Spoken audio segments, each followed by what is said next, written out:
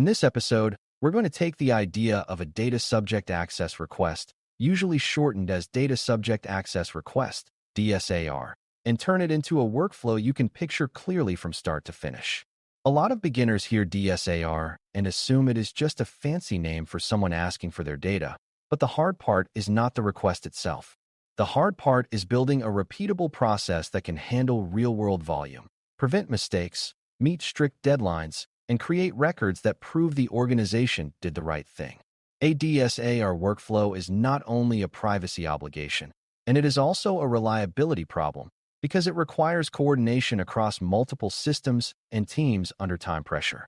If you do it poorly, you risk disclosing data to the wrong person, missing deadlines, or sending incomplete responses that trigger complaints and escalation. If you do it well, you protect people, protect the organization, and build confidence that the privacy program is operational, not just theoretical. We will focus on 3 pillars that the title calls out: identity verification, deadlines, and record keeping.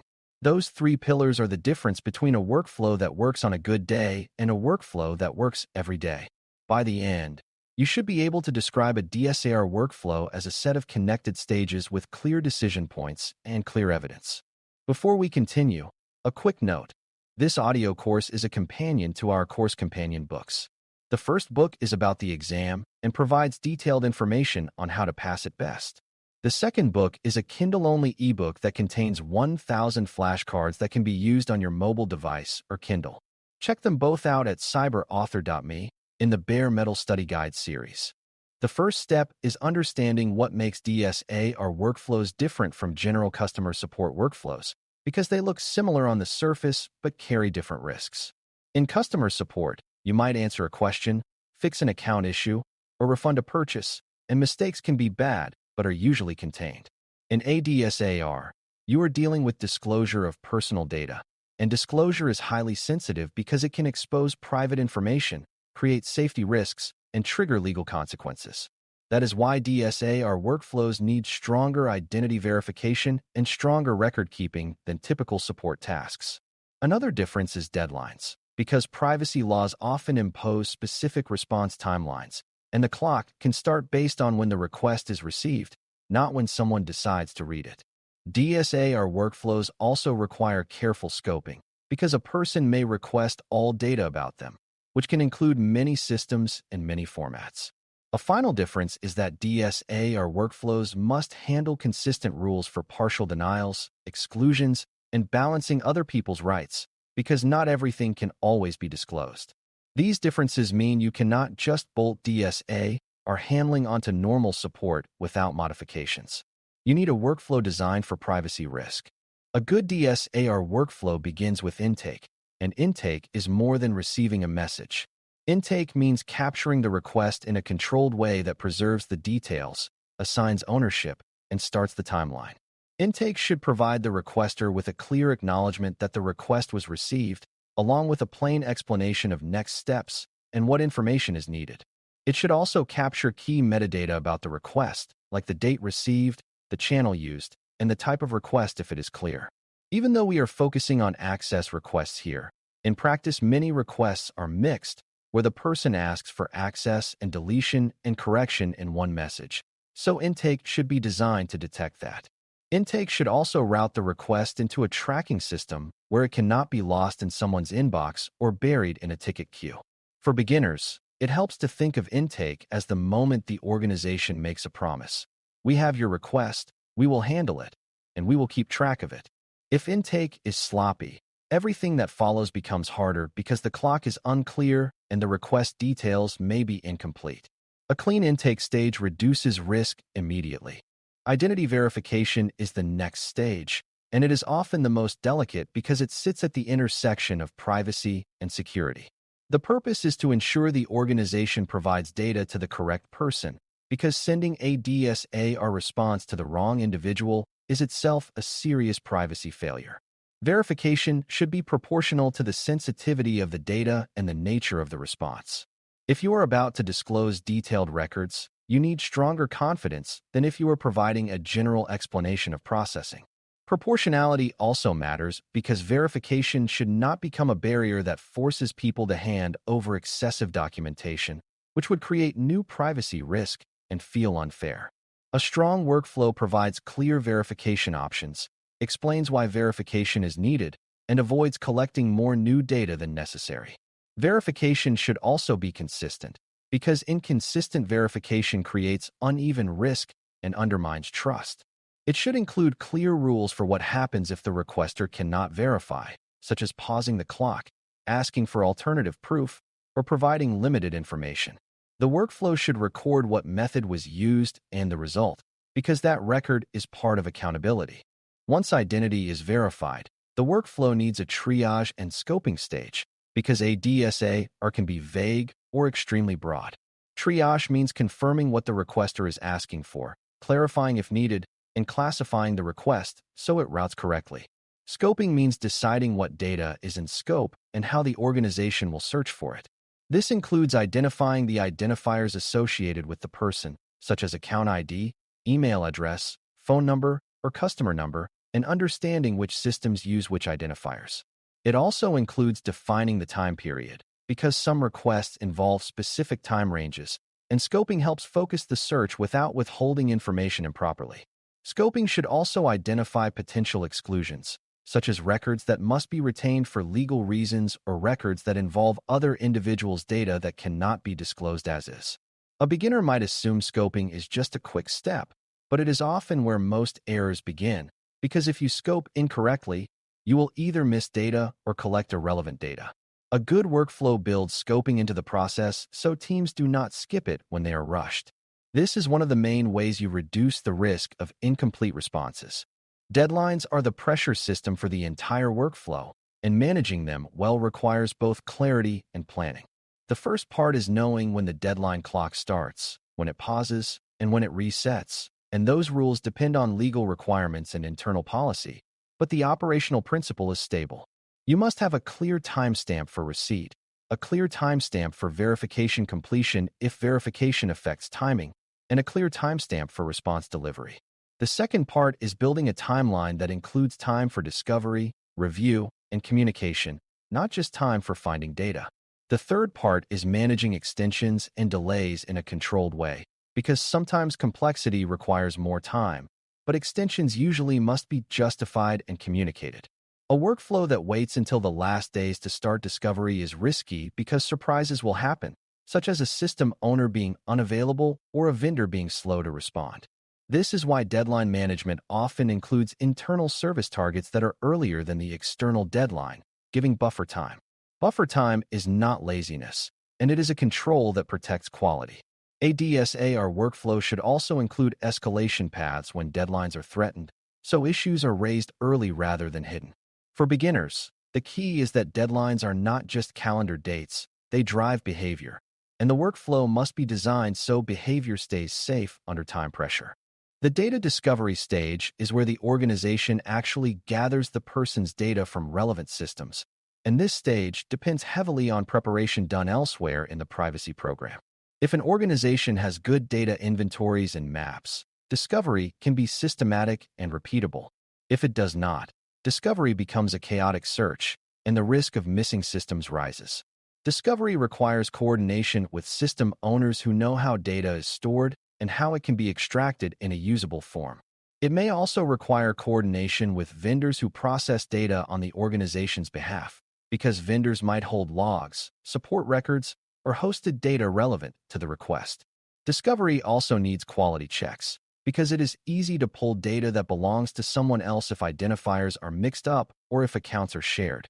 That is why identity verification and identifier scoping are so critical. Discovery should also be careful to avoid gathering unnecessary data about other individuals, especially in communications or shared documents, because that creates additional privacy issues. For a beginner, the big takeaway is that discovery is not a single action. It is a coordinated effort across a data ecosystem, and the workflow must make that coordination routine rather than improvised. After discovery comes review and packaging, which is where you prepare the response and ensure it is accurate, understandable, and safe to disclose. Review means checking that the collected data actually relates to the requester and that it matches the scope decision. It also means checking whether any data must be redacted or excluded to protect other individuals or to comply with legal limitations. Packaging means putting the data in a format that is coherent, because dumping raw exports can overwhelm the requester and increase confusion. The goal is to provide access in a way that the person can reasonably understand, which often means organizing information by category or source system, even if you do not use formal labels. Review and packaging are also where quality errors can be caught, like missing time periods, missing systems, or duplicate records that confuse the picture. This stage is a common failure point when organizations rush to meet deadlines, so the workflow should protect time for it. It is better to respond slightly later with an extension where allowed than to respond on time with the wrong data or incomplete data. A mature program treats accuracy and safe disclosure as essential, not optional. For beginners, it helps to remember that the response is not just data. It is a statement of what the organization claims to hold and how it handles personal data. Communication and delivery are the next stages, and they are where trust is built or lost. The response communication should confirm what the organization understood the request to be, summarize what it provided, and explain any limitations clearly. If some data could not be provided, the response should explain why in plain language, without hiding behind vague statements. Delivery should be secure and appropriate to the sensitivity of the data, because sending sensitive personal data through an insecure channel creates a new risk. The workflow should also document when and how the response was delivered, because delivery time is part of meeting deadlines and part of accountability. Communication should also include information about next steps, such as how the person can request correction if they see an error or how they can challenge the outcome if they disagree. This is not about encouraging disputes, but about being transparent and respectful. When people feel heard and informed, they are less likely to escalate. For beginners, the important lesson is that the response is both a compliance artifact and a customer interaction. A calm, clear response reduces friction and supports the privacy program's credibility. Record keeping is the thread that runs through every stage, and it is not just storing a final PDF somewhere. Record keeping means capturing the evidence needed to prove what happened, when it happened, and why decisions were made. That includes the original request, the acknowledgement, the verification method and result, the scoping decisions, the systems searched, the data sources used, any redactions or exclusions, the final response, and the delivery confirmation.